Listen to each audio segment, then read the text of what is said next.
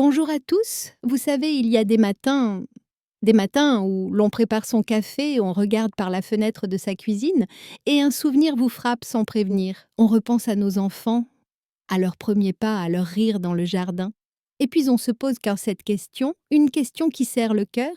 Est-il possible qu'un jour cet enfant que vous avez porté, que vous avez aimé plus que tout, devienne un parfait étranger?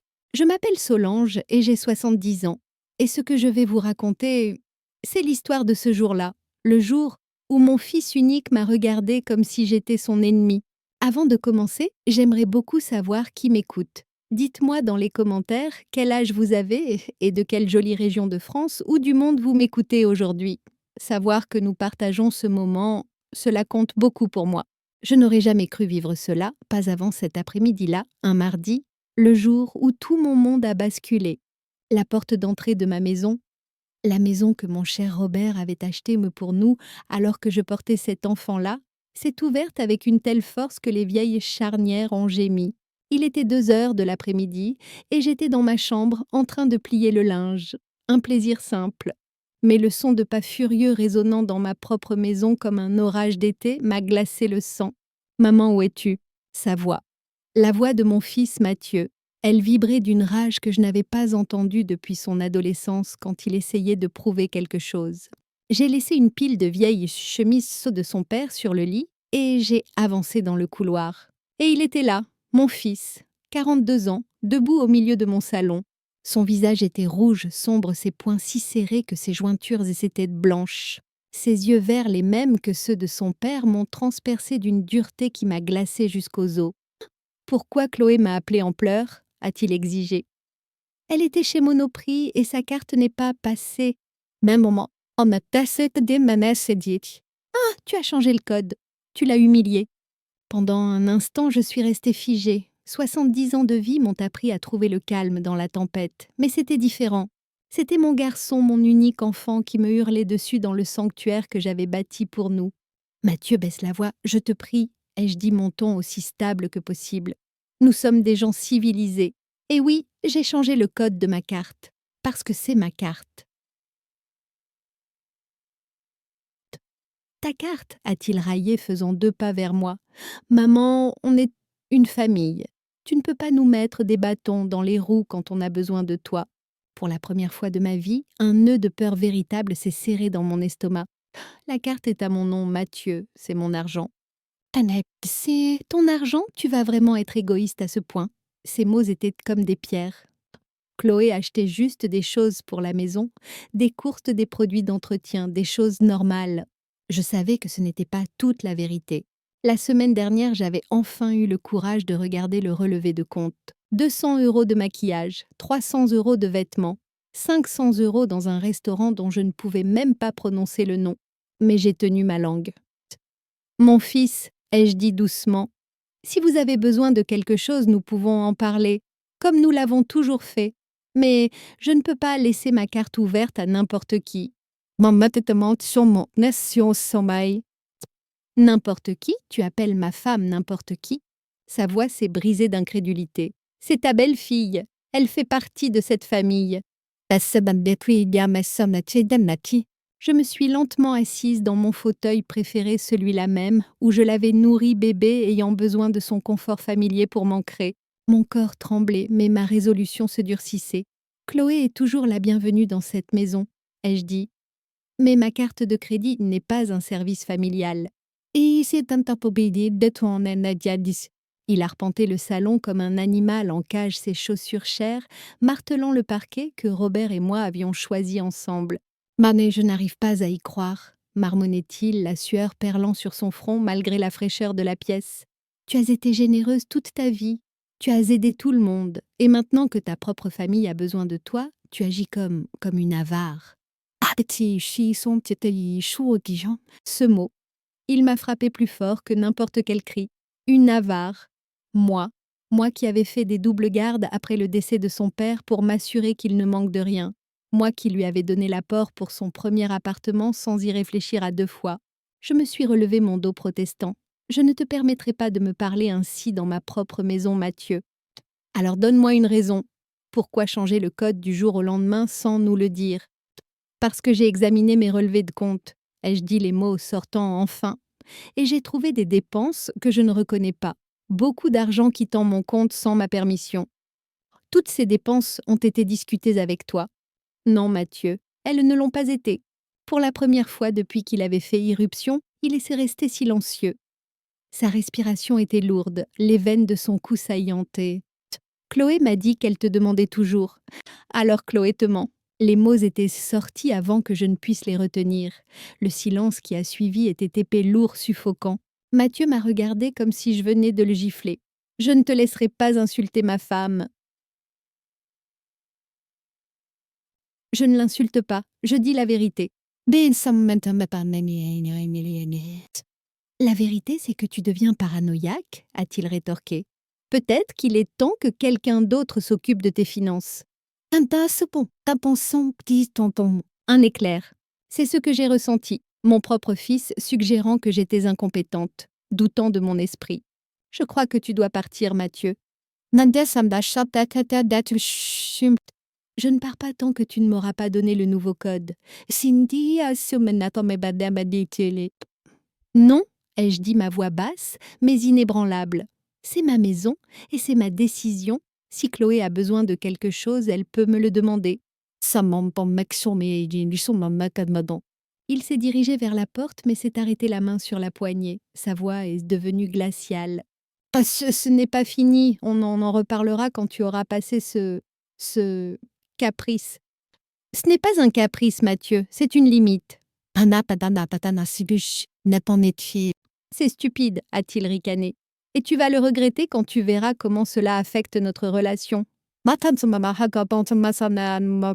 Ces mots flottaient dans l'air, une menace à peine voilée. Tu me menaces?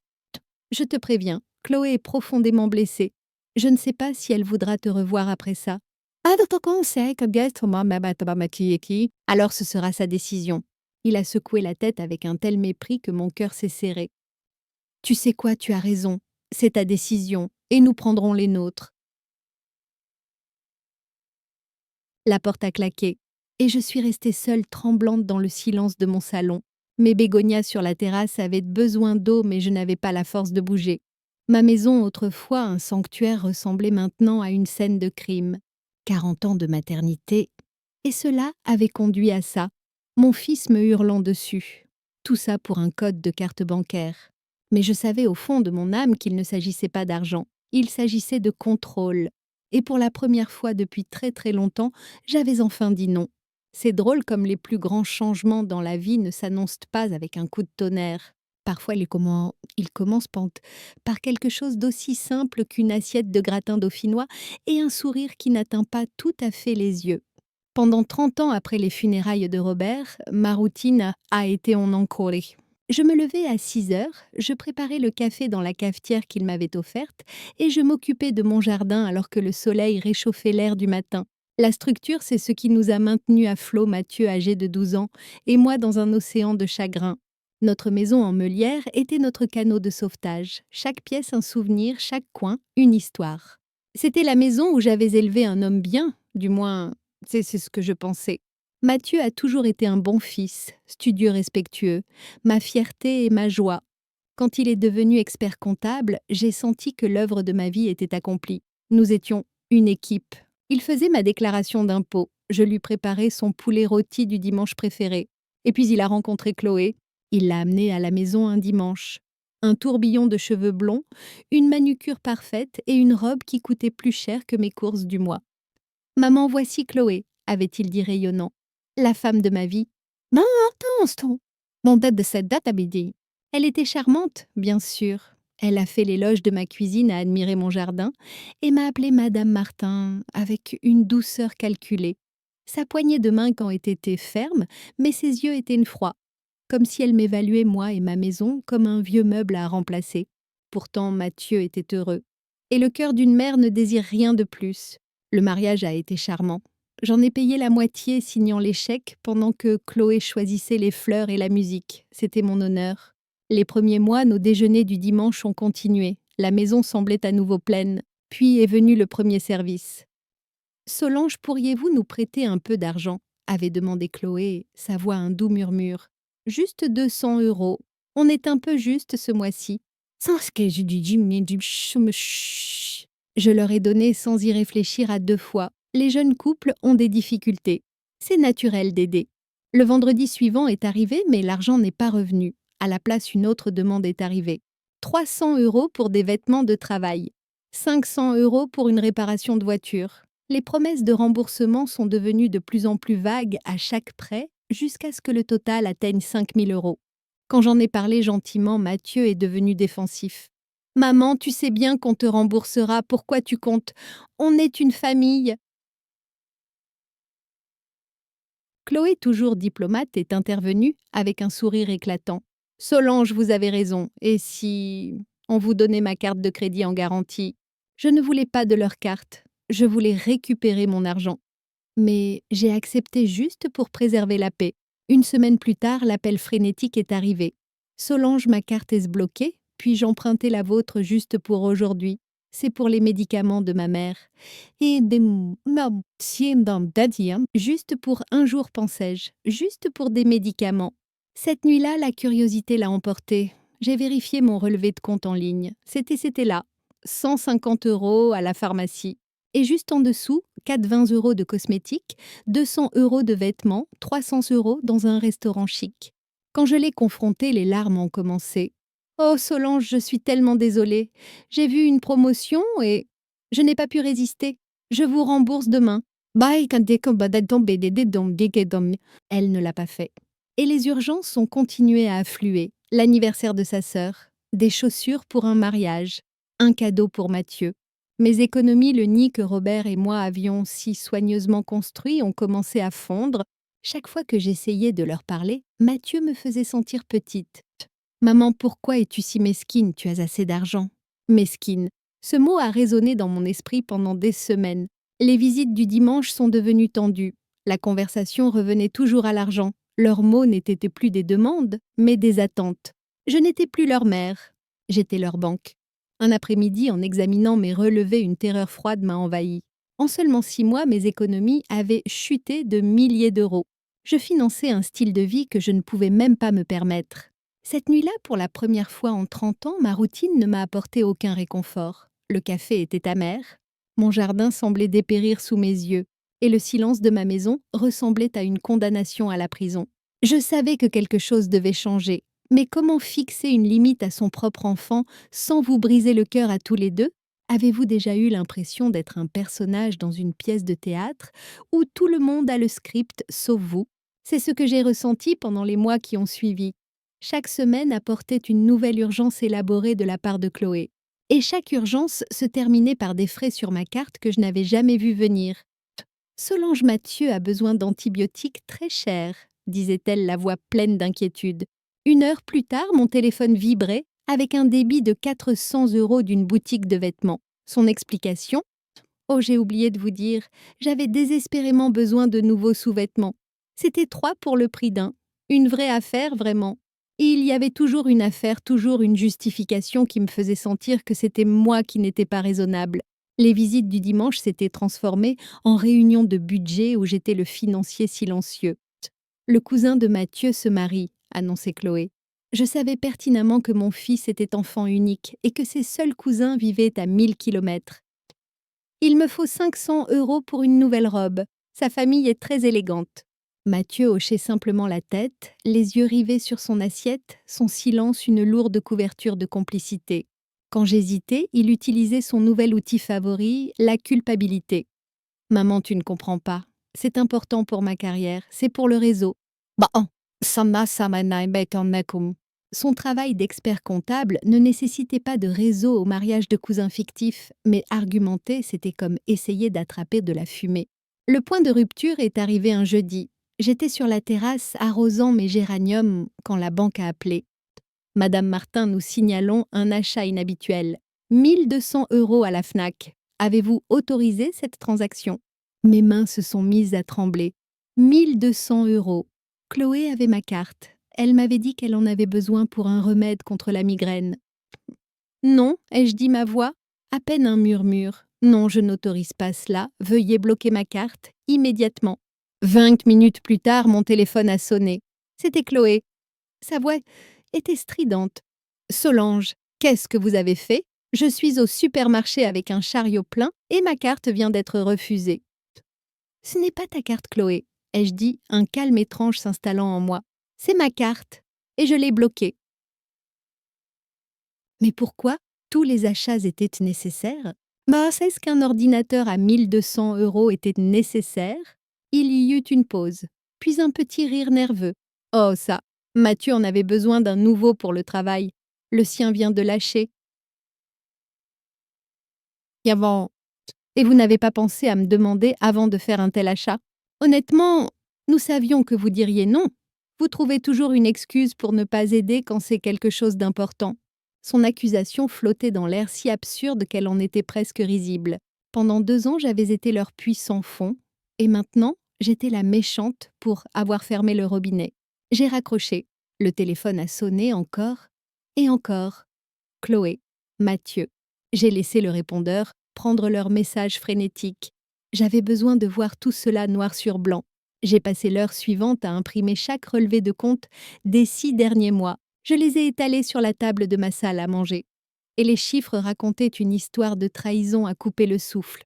En janvier, mes économies s'élevaient à 45 000 €. Maintenant, il en restait à peine 26 000. Restaurants, vêtements de marque, soins au spa, escapades de week-end, une vie de luxe. Le tout payé par moi. Le bruit de la porte d'entrée s'ouvrant m'a fait sursauter. Ils sont entrés sans frapper, comme s'ils étaient propriétaires des lieux. « Maman, qu'est-ce qui se passe ?» a demandé Mathieu, son ton plus las qu'en colère. « Ah, j'ai trouvé des achats que je n'ai pas autorisés, » ai-je dit, désignant la mer de papier peinte sur la table. Chloé s'est affalée sur mon canapé, les bras croisés. « Solange, nous avons discuté de tout ça. Vous oubliez les choses parfois. »« Ah, je n'ai pas oublié un ordinateur à 1 200 €, Chloé. » Son histoire était fluide, rodée. Une promotion incroyable. Elle ne pouvait pas laisser passer une telle affaire. Je regardais mon fils, le garçon que j'avais élevé pour être honnête, et je le voyais hocher la tête, justifiant cette grande tromperie comme si c'était la chose la plus normale au monde. Chloé s'est levée de façon théâtrale. Je savais que vous réagiriez comme ça. Vous trouvez toujours un moyen de nous faire sentir coupables d'avoir besoin d'aide. Je ne veux pas que vous vous sentiez coupable, ai-je dit, ma voix tremblante. Je veux juste que vous respectiez mon argent. Votre argent, railla-t-elle. On est une famille Solange. L'argent de la famille, c'est pour tout le monde. Mon argent est à moi, ai-je déclaré, les mots semblant étrangers et puissants sur ma langue. J'ai travaillé 40 ans pour l'avoir. Oh, maman, tu dois comprendre notre position, a plaidé Mathieu. Nous essayons de construire une vie. Ton soutien est crucial. Je vous ai soutenu à hauteur de près de 25 000 €. Chloé a eu un hoquet offensé. Nous n'avons pas dépensé autant. J'ai pointé les papiers. La preuve est juste là. Aucun d'eux n'a bougé. Ils ne voulaient pas de preuves. Ils voulaient que je me soumette. Ah, tu nous mets dans des situations humiliantes, a dit Mathieu. As-tu la moindre idée de ce que Chloé a ressenti au supermarché? Humiliant, c'était mon argent, mes économies de toute une vie, traitées comme un fonds commun. Et c'était eux qui se sentaient humiliés. J'ai marché jusqu'à la fenêtre, leur tournant le dos, et j'ai regardé mon jardin. Les bégonias étaient en fleurs, une émeute de rouge contre le vert. Tout ce que je cultivais de mes propres mains prospérait. Pourquoi ma famille ne pouvait-elle pas en faire autant?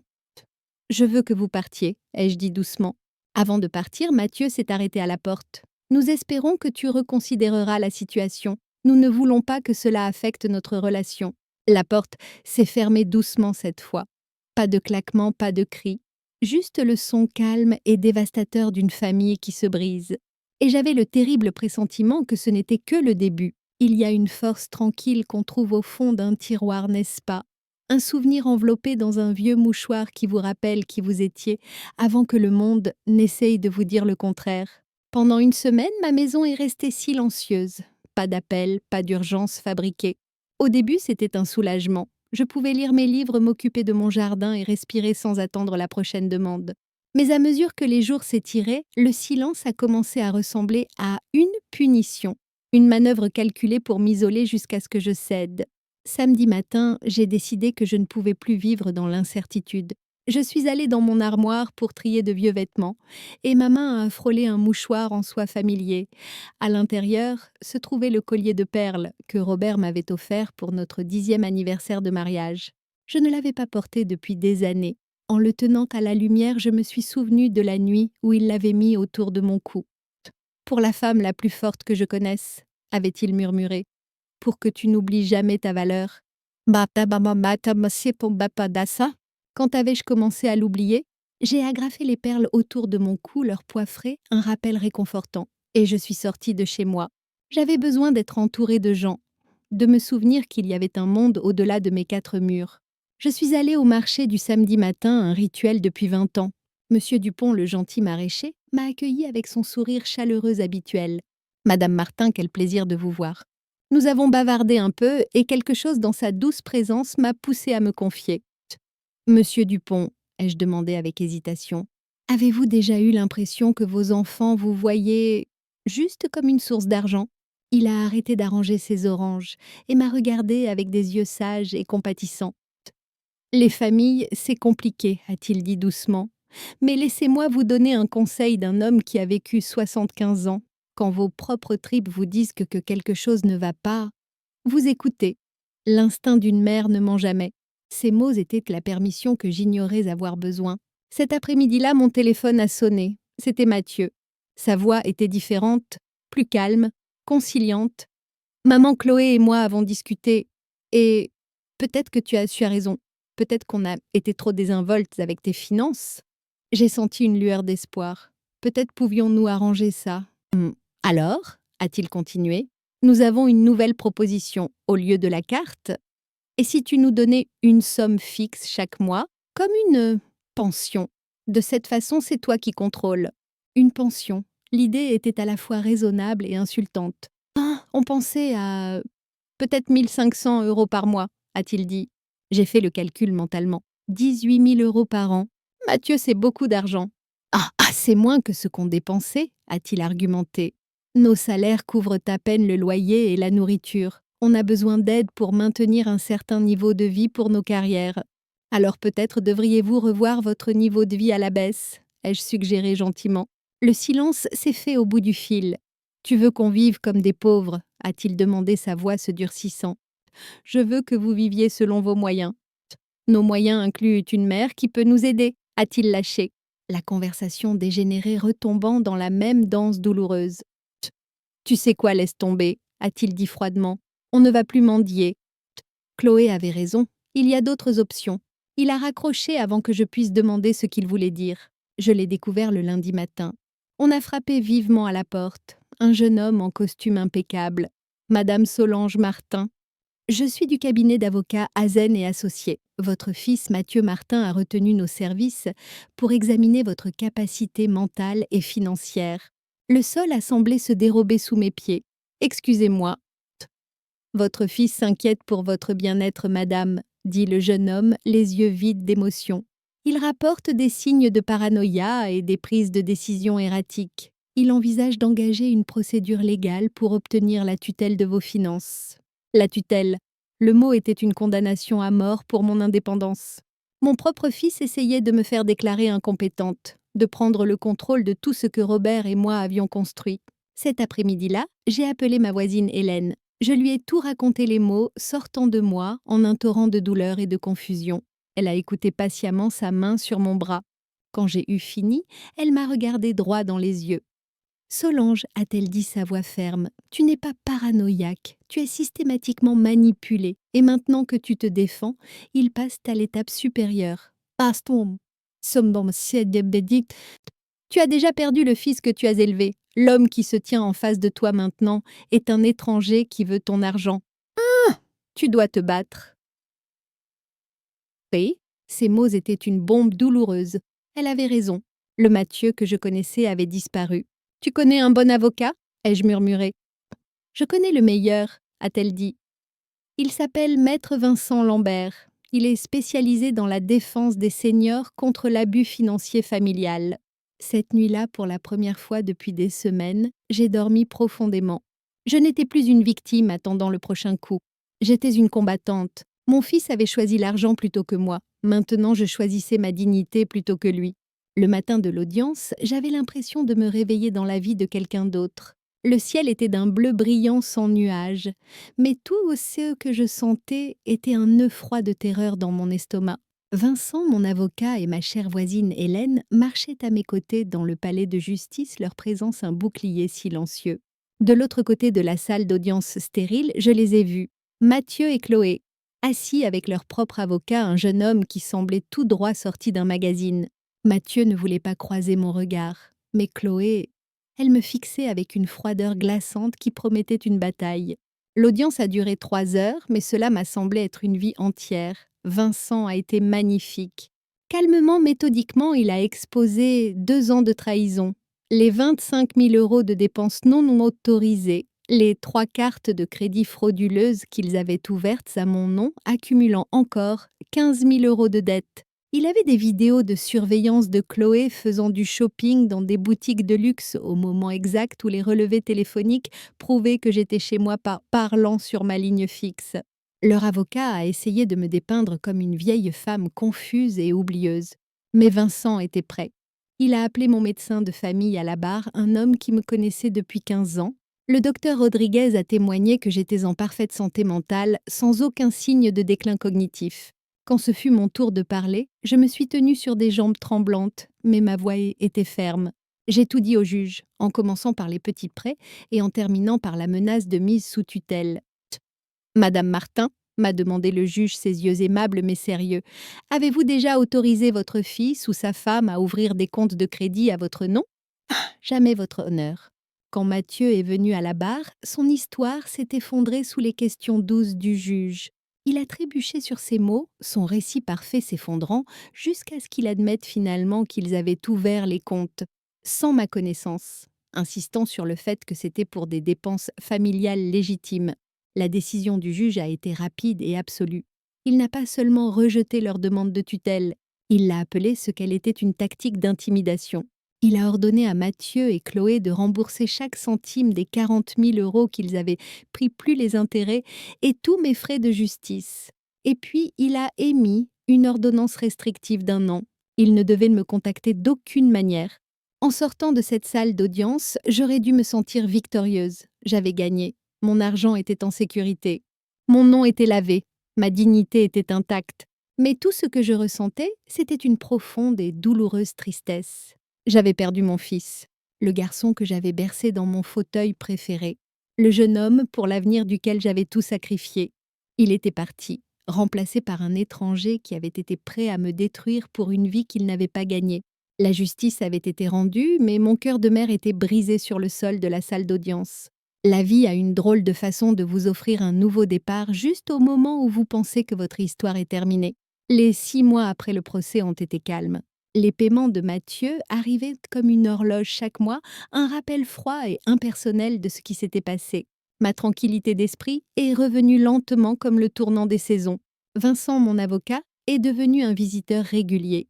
Il passait avec des documents à signer, mais il restait pour une tasse de thé. Et nos conversations glissaient des questions juridiques à la vie, au jardinage, au conjoint que nous avions tous deux aimés et perdus. Il avait une douceur en lui, et pour la première fois depuis des années, je me sentais vue, pas comme une mère ou une veuve ou une banque, mais simplement comme Solange. Un après-midi ensoleillé, alors que nous étions assis sur ma terrasse, il a pris ma main. Solange, dit-il, ses yeux se plissant au coin, ces mois passés avec vous ont été les plus heureux que j'ai connus depuis très longtemps. Nous nous sommes mariés 6 mois plus tard, lors d'une petite cérémonie avec juste Hélène et le frère de Vincent comme témoins. Il a emménagé dans ma maison, la remplissant non seulement de ses livres de droit, mais aussi d'une joie tranquille qui a chassé les dernières ombres. Nous avons construit une nouvelle vie ensemble, une vie fondée sur le respect et un amour partagé pour les choses simples. Mathieu a appelé une seule fois. Sa voix au téléphone était fatiguée, vaincue. Il m'a dit que Chloé l'avait quitté, emportant le peu d'argent qu'il leur restait. Il était seul, et il était désolé. J'ai écouté, et j'ai senti une pointe de cette vieille douleur maternelle familière. « Je te pardonne, mon fils », lui ai-je dit, et je le pensais. Mais pardonner ne veut pas dire oublier, et cela ne veut pas dire revenir en arrière. Ce fut notre dernière conversation. Aujourd'hui, à 72 ans, ma vie est plus pleine que je n'aurais jamais pu l'imaginer. Je me réveille chaque matin à côté d'un homme qui m'aime, pour qui je suis pas pour ce que j'ai. Ma maison est en sécurité, mon cœur est en paix. Le voyage a été plus dur que tout ce que j'ai jamais connu. J'ai perdu mon unique enfant, mais en le faisant, je me suis retrouvée.